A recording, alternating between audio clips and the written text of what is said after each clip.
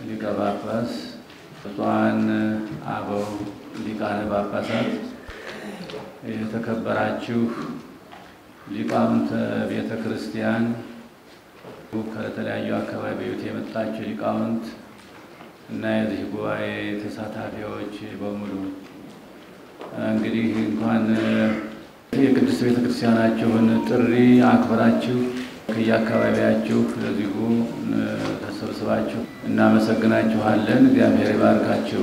እንግዲህ አሁን እንደተገለጸው በመግለጫው እንደተገለጸው ሁላችሁም እዚህ እንድትገኙ የተፈለገው ስለ ቤተ ክርስቲያን ጥበቃ፣ ስለ ሃይማኖት፣ ስለ ቀኖና ቤተ ክርስቲያን፣ ስለ ቤተ ክርስቲያናችን ልዕልና እና ቅድስና ጥበቃ ለመመካከር እዚሁ ስለተገኛችሁ በቤተ ክርስቲያናችን ስም እናመሰግናችኋለን። እግዚአብሔር ይባርካችሁ። እንኳን በደህና መጣችሁ።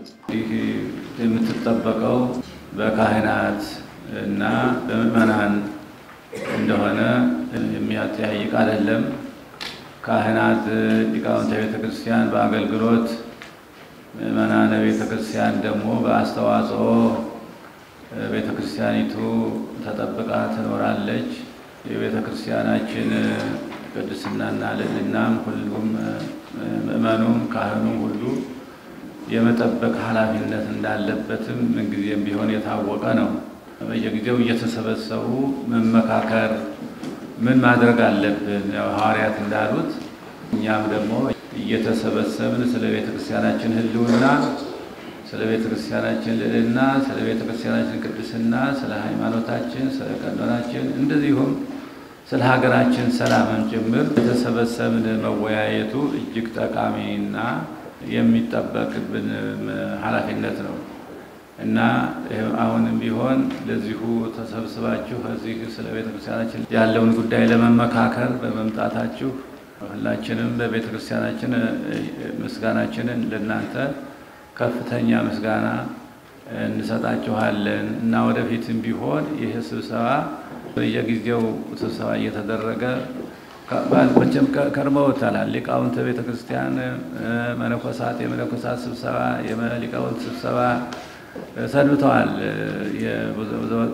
በአሁኑ ዓመታት እና አሁንም ደግሞ የዚሁ የአብነት መምህራን ሰባ እንደሆነ ነው የተነገረን። ስለዚህ ይህም በወረቱ በጣም ጠቃሚ ስለሆነ ሁላችሁም የቤተ ክርስቲያናችሁን ጥሪ አክብራችሁ ስለመጣችሁ እናመሰግናለን። አሁን እንግዲህ ያው የቤተ ክርስቲያኒቱ ሁኔታ ጠንክረን ካልጠበቅናት ሀገራችን ያለው ችግር ሰፊ ነው፣ በጣም ሰፊ ነው። ቤተ ክርስቲያኒቱን የሚቃረኑ ብዙ ናቸው፣ ስፍር ቁጥር የላቸው።